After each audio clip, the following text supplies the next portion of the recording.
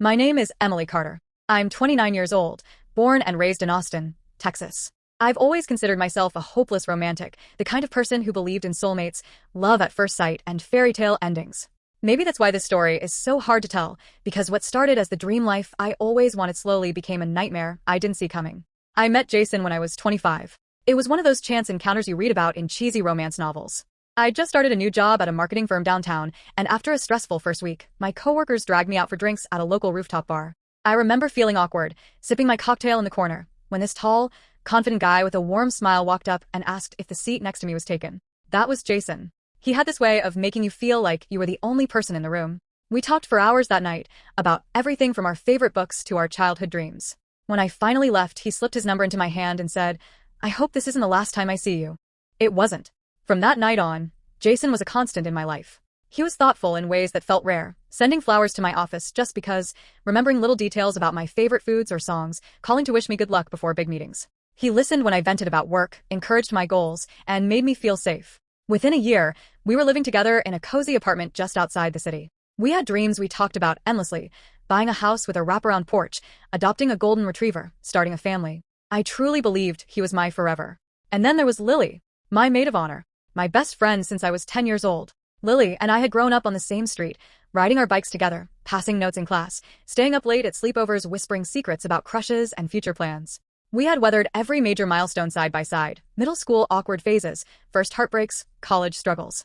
She was more than a friend. She was my chosen sister. When Jason came into my life, Lily was one of the first people I introduced him to, and she was immediately supportive. She told me how lucky I was to find someone so kind, so attentive. It meant the world to me that two of the people I loved most got along so well. Looking back now, I realize how excited I was to have them both so involved in my life. When Jason proposed, it felt like everything was falling into place.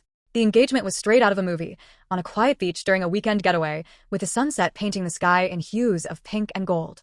Of course, I said yes. How could I not? We spent the next year planning the wedding I dreamed of since I was a little girl.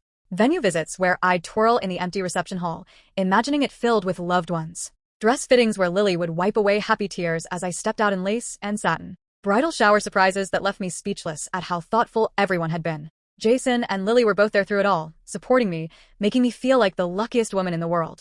But even in the midst of all that happiness, there were tiny moments I brushed off. Times when I'd find Jason and Lily deep in conversation, heads close together, whispering and laughing about something they wouldn't explain when I asked.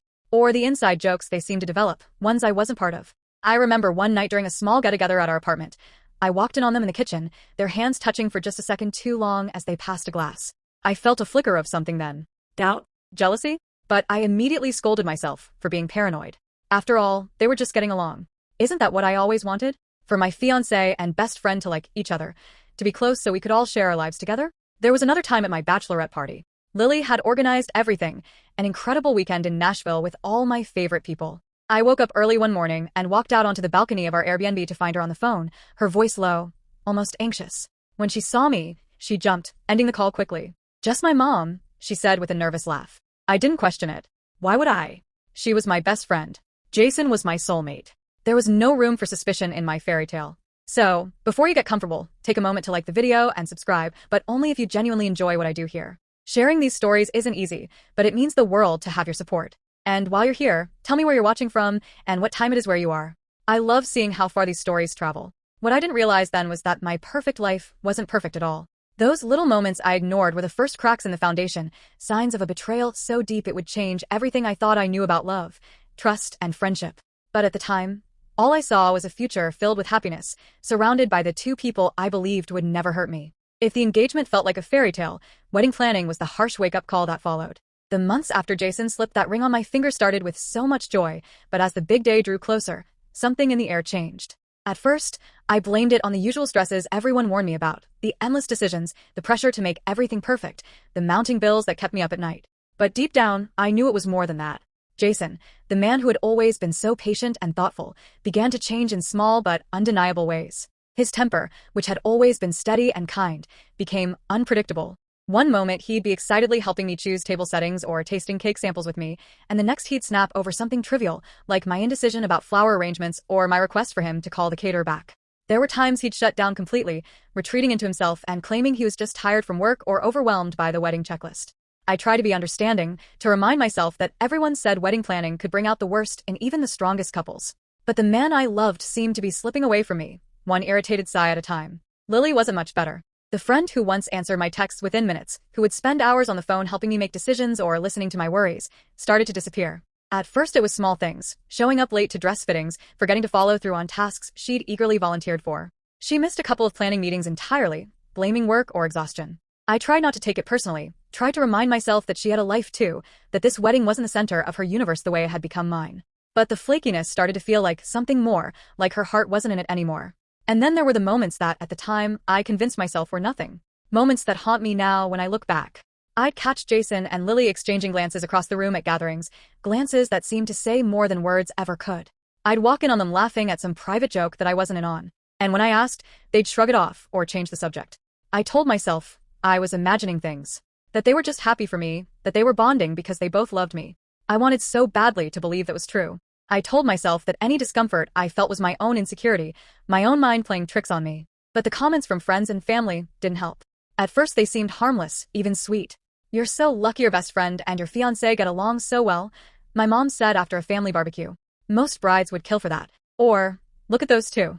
They're like a comedy duo," one of Jason's groomsmen joked at a party. I'd smile and nod, pretending it didn't bother me, pretending it didn't plant a seed of doubt that kept growing no matter how hard I tried to ignore it. There was one night that stands out above the rest. I was up late, trying to finalize the seating chart, when Jason's phone buzzed on the coffee table. He was in the shower and I didn't mean to snoop, I really didn't. But when I glanced down and saw Lily's name light up the screen, something in my gut twisted. I picked it up. The message was short, just a smiley face, and can't stop thinking about it faced with tears of joy. My heart started pounding. Thinking about what? I scrolled up. The conversation was mostly harmless at first. Jokes about the wedding, complaints about vendors, teasing about Jason's dancing skills. But then there were other messages. "Last night was hilarious. You're the only one who gets it. Can't believe we almost got caught." I stared at the screen, my mind racing. What were they talking about? What almost got caught? When Jason came out of the shower, I confronted him, phone in hand, my voice shaking. He looked stunned for a moment, then laughed. That easy, confident laugh that used to make me feel so safe, but now felt like a slap in the face. It's nothing," he said, pulling me into a hug I didn't want. "We're planning something special for you. You're not supposed to see this. You'll ruin the surprise." And Lily, when I called her, said the same. "God, you're so suspicious. You're going to spoil everything. We wanted to do something nice for you." I felt humiliated for even asking, for doubting them. I apologized over and over, blaming myself for being paranoid, for not trusting the two people who meant the most to me in the world. I wanted so badly to believe them that I forced myself to. I deleted the texts, pushed the uneasy feeling down deep, and convinced myself I was just a stressed-out bride letting the pressure get to me. But that didn't stop the anxiety from creeping in whenever I saw them together. It didn't stop the tightness in my chest when they laughed a little too hard at something I didn't hear, or when they found reasons to stand close to each other at gatherings. I started doubting myself, questioning my own instincts. Maybe I was overthinking. Maybe I was letting my insecurities ruin what should have been the happiest time of my life. That's what I told myself every night when I lay awake staring at the ceiling, wondering why the joy I'd felt at the start of this journey had been replaced by something darker, something I couldn't name but couldn't ignore. So I smiled through it all. I threw myself into the final stages of planning, determined to focus on the happiness that was supposed to be just around the corner. I told myself that once the wedding was over, once we were married, everything would fall into place. Jason would be the man I fell in love with again. Lily would be the friend I always trusted. And these doubts, these cracks that had started to show, would disappear like a bad dream. But the truth was, the dream was already falling apart. I just couldn't see it yet. And Lily, when I called her, said the same. "God, you're so suspicious. You're going to spoil everything. We wanted to do something nice for you." I felt humiliated for even asking, for doubting them. I apologized over and over, blaming myself for being paranoid, for not trusting the two people who meant the most to me in the world. I wanted so badly to believe them that I forced myself to. I deleted the texts, pushed the uneasy feeling down deep, and convinced myself I was just a stressed-out bride letting the pressure get to me. But that didn't stop the anxiety from creeping in whenever I saw them together. It didn't stop the tightness in my chest when they laughed a little too hard at something I didn't hear, or when they found reasons to stand close to each other at gatherings. I started doubting myself, questioning my own instincts. Maybe I was overthinking. Maybe I was letting my insecurities ruin what should have been the happiest time of my life. That's what I told myself every night when I lay awake staring at the ceiling, wondering why the joy I'd felt at the start of this journey had been replaced by something darker, something I couldn't name but couldn't ignore. So I smiled through it all. I threw myself into the final stages of planning, determined to focus on the happiness that was supposed to be just around the corner. I told myself that once the wedding was over, once we were married, everything would fall into place. Jason would be the man I fell in love with again. Lily would be the friend I always trusted. And these doubts, these cracks that had started to show, would disappear like a bad dream. But the truth was, the dream was already falling apart. I just couldn't see it yet. The days that followed felt like falling into an endless black hole. I didn't know how time passed. The sun would rise and set, but I hardly noticed. Nights were the worst. I lay awake, staring at the ceiling wherever I ended up crashing, sometimes a friend's couch, sometimes the guest bed at my co-worker's apartment, too numb to even cry most of the time. But when the tears came, they came hard, unstoppable, leaving me breathless and hollow. I kept seeing it over and over again. Jason's face, pale with guilt and panic, Lily's tears as she tried to cover herself with the sheet, the smell of sweat and perfume that didn't belong to me. It was like my mind wouldn't let me forget, wouldn't let me rest. Every detail looped endlessly in my head. I wanted to scream. I wanted to erase it all. But there was no waking up from this nightmare. I kept my phone on silent, but I saw the calls. Dozens from Jason. Texts that started with "please just talk to me" and escalated into desperate paragraphs about how sorry he was, how it didn't mean anything, how he needed me. Messages from Lily too, begging for forgiveness, saying she'd lost control, that she'd never meant to hurt me. I ignored them for a day, maybe two. I can't even remember exactly.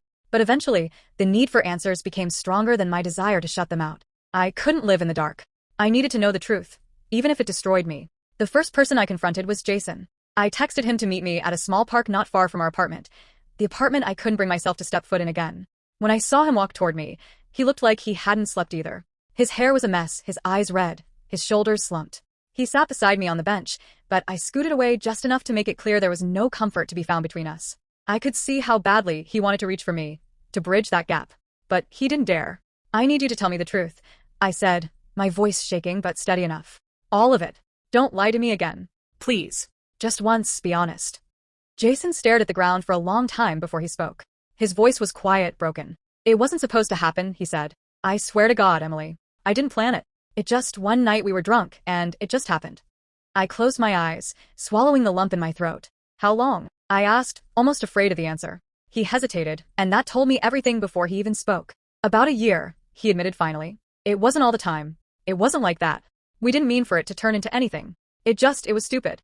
We felt guilty. Every time. But it kept happening." A year. My heart felt like it physically cracked open at that. A year of lying to me. A year of sneaking around behind my back. All those nights I'd stayed late at work trying to make partner. All the weekends I spent meeting with vendors alone because Jason said he needed to catch up on projects. All those times Lily flaked on me at the last second. It all made sense now, in the most devastating way. "Why?" I whispered, the word barely audible. "Why would you do this to me?" Jason's eyes filled with tears, but I had no sympathy left in me. "I don't know," he said. "We were lonely. You were so busy. Planning the wedding, working late. I felt, I don't know, like we weren't connecting anymore. And Lily, she was there. She understood. It just happened." The rage that boiled up in me caught me by surprise. "It didn't just happen for a year." I snapped, my voice louder than I intended. "You made a choice. Over and over again. Don't you dare act like you tripped and fell into bed with her 12 times or more." He didn't argue. Maybe he knew there was no excuse that could make this right. We sat in silence after that, the weight of everything unsaid between us heavier than anything I'd ever felt before. When I stood to leave, he didn't try to stop me. He just sat there, broken and small, and for the first time, I realized I didn't know him at all. The next day, I met with Lily. She asked me to meet at the cafe where we used to go for Sunday brunch, back when I thought she was my sister in all but blood. I chose a table outside. I couldn't bear to be trapped in a small space with her. When she arrived, she looked like she'd been crying for days. She reached for my hand, but I pulled it back. The pain on her face almost made me feel guilty. Almost. "Emily, I'm so sorry," she began, her voice trembling. "I don't even know where to start. I hate myself. I never wanted to hurt you. You have to believe me." "Why?" I asked her the same question I'd asked Jason. I needed to hear it from her. I needed to know what she thought could possibly justify this. She wiped her eyes, looking anywhere but at me. "I was lonely," she said, echoing Jason's excuse. "You were so busy and I was going through so much. I felt invisible."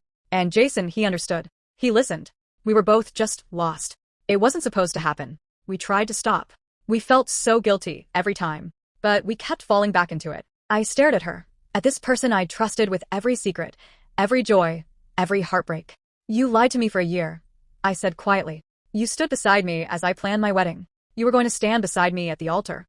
How could you do that?" Lily broke down completely then, sobbing into her hands, her shoulders shaking. But I felt nothing. No pity, no sadness for her. Just a cold, hollow ache where my heart used to be. I realized then that this wasn't just about sex. It wasn't just physical betrayal. It was every lie they told, every time they looked me in the eye and pretended everything was fine, every moment they let me dream of a future that was already ruined. I left her there, crying at that cafe table, and walked away without looking back. I didn't need to hear any more. I had the truth, as ugly and devastating as it was. And now, all I had left was to figure out what came next, how to rebuild from the ashes of everything I thought I knew. Calling off the wedding was the hardest thing I've ever had to do. It wasn't just the end of an event. It felt like admitting to the world that my life had fallen apart, that I'd been blind to the betrayal happening right in front of me, that I was no longer the hopeful, excited bride everyone thought I was. There was no easy or graceful way to do it. There was no way to spare myself or anyone else from the pain that came with it. But I had no choice. The morning after I confronted Lily, I woke up after barely sleeping and stared at my phone for a long time. My hands trembled as I opened my contacts list, scrolling through names that felt like strangers now. My mom. My dad. My sister. My maid of honor. No, not anymore. The bridesmaids, Jason's family, my boss, friends from college. People who'd booked flights, hotels, asked for time off work. People who'd been counting down the days with me. How could I tell them it was over? How could I explain without crumbling into pieces? I started with my parents. I called my mom first, and the second she heard my voice, she knew. I hadn't even said a word, but she knew. There was something in my silence, in the way my breath hitched, that told her everything. She kept asking, "What's wrong, sweetheart? What happened?" And I tried to find the words, but all that came out was a sob. A broken, raw sound I didn't even recognize as my own. Finally, I managed to whisper, "It's off, Mom. The wedding's off." And then the floodgates opened, and I couldn't stop crying. My mom was heartbroken for me. She didn't ask for details at first, just kept telling me she was there, that I could come home, that we'd get through it somehow. My dad was quiet when she put him on the phone, his voice soft but steady, saying he was proud of me for being strong enough to walk away. I knew it broke their hearts too, not just because they wanted to see me happy, but because they hated seeing me in so much pain. Then came the friends, the bridal party, Jason's family. I sent messages at first because I couldn't bear to repeat the story over and over again. I kept it simple. "I'm heartbroken to tell you that the wedding has been called off. Thank you for all your love and support. I need time and space right now to process everything."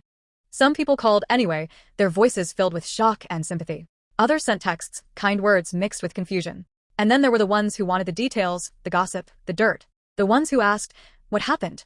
in that tone that said they were more interested in the drama than my pain. I ignored those. Jason's family reached out too. His mom, who had always been so kind to me, called sobbing, saying she didn't understand how her son could do this, saying she still loved me like a daughter. His sister messaged me, furious at Jason, telling me he'd ruined everything. But it didn't make me feel better. Nothing could. The financial fallout hit quickly. I spent hours on the phone with vendors, canceling the venue, the caterer, the florist. I begged for refunds, explaining through tears that the wedding wasn't happening anymore. Some were kind, offering partial refunds or credit. Others were cold, reminding me of the non-refundable clauses in our contracts.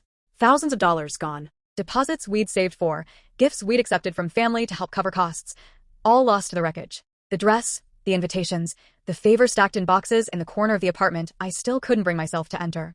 Every bit of it felt like a reminder of what was supposed to be, what was stolen from me. Emotionally, it was worse.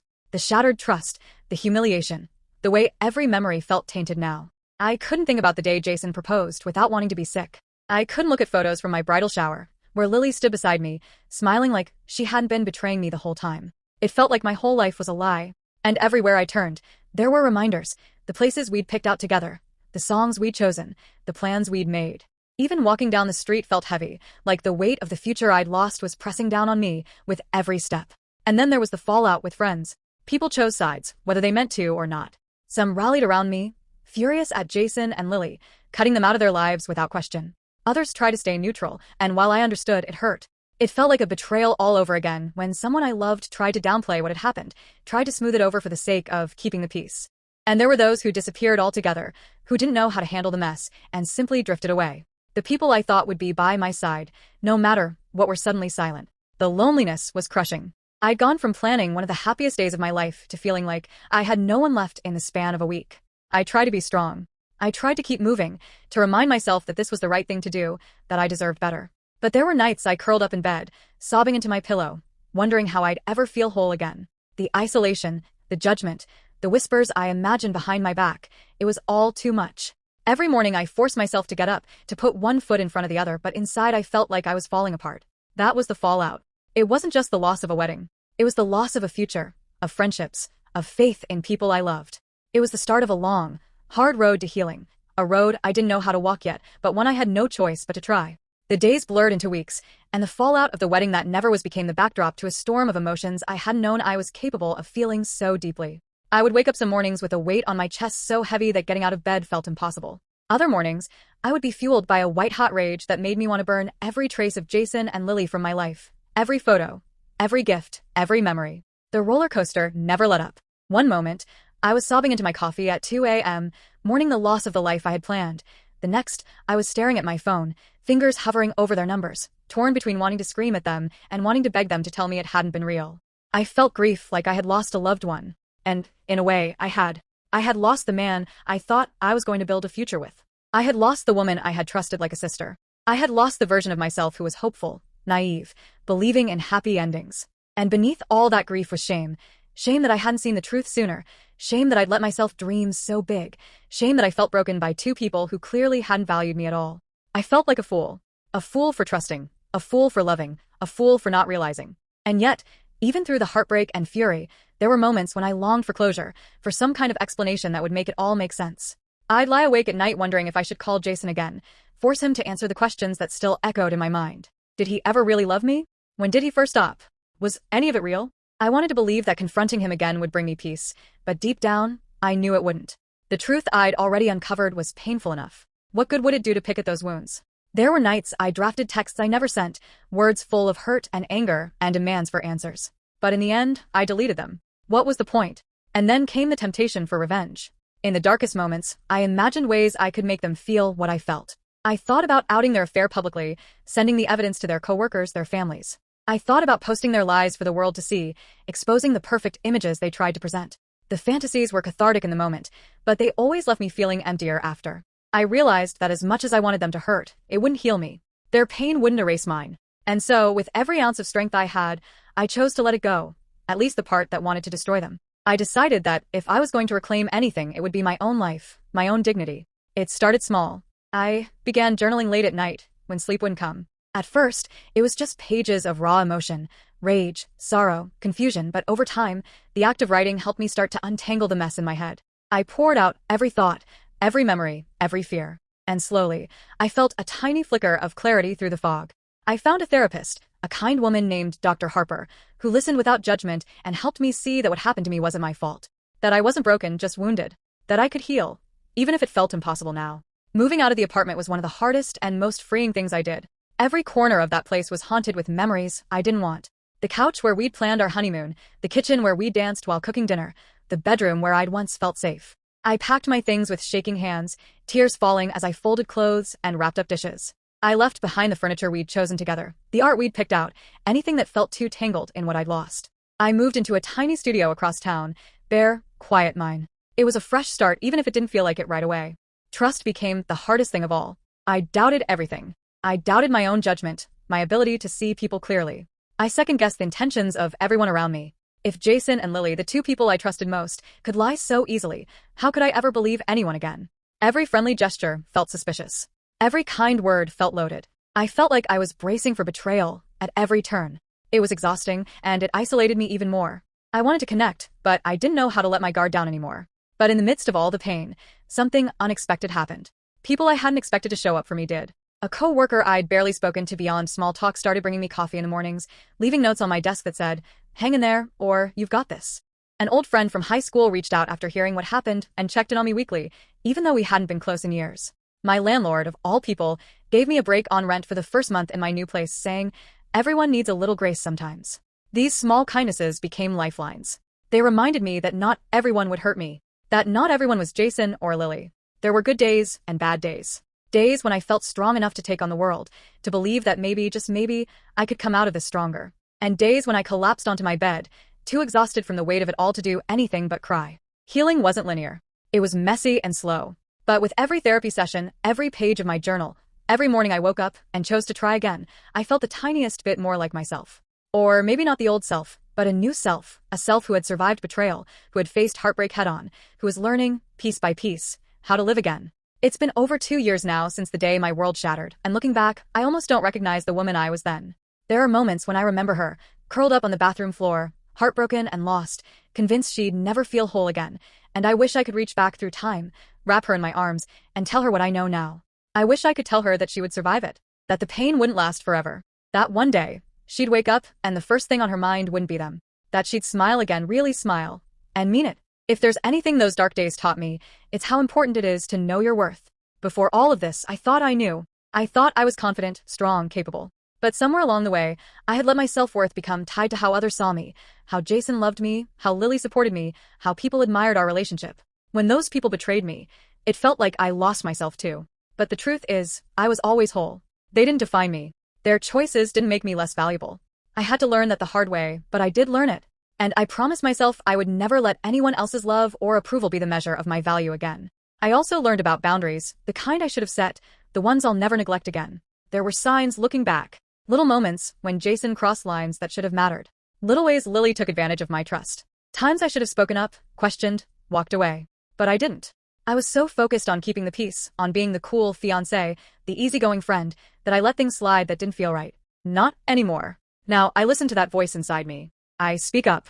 I protect my peace, fiercely. And if someone tries to make me feel like my boundaries are too much, that's a red flag I won't ignore. Rebuilding wasn't easy, but it was worth every painful step. I started small, focusing on what brought me peace. Long walks, quiet mornings with coffee and a book, evenings spent journaling or trying new recipes in my tiny kitchen. I rediscovered passions I'd put aside during the relationship: painting, hiking, photography. I started volunteering at an animal shelter on weekends, and that simple act of giving back helped heal parts of me I didn't even know were broken. I made new friends slowly at first, people who knew me not as Jason's fiancé but just as me. And little by little, I built a life that felt like mine again. Love? I wasn't looking for it. Not at first. I was too busy learning how to love myself again. But life has a way of surprising you when you least expect it. I met someone kind, patient, gentle.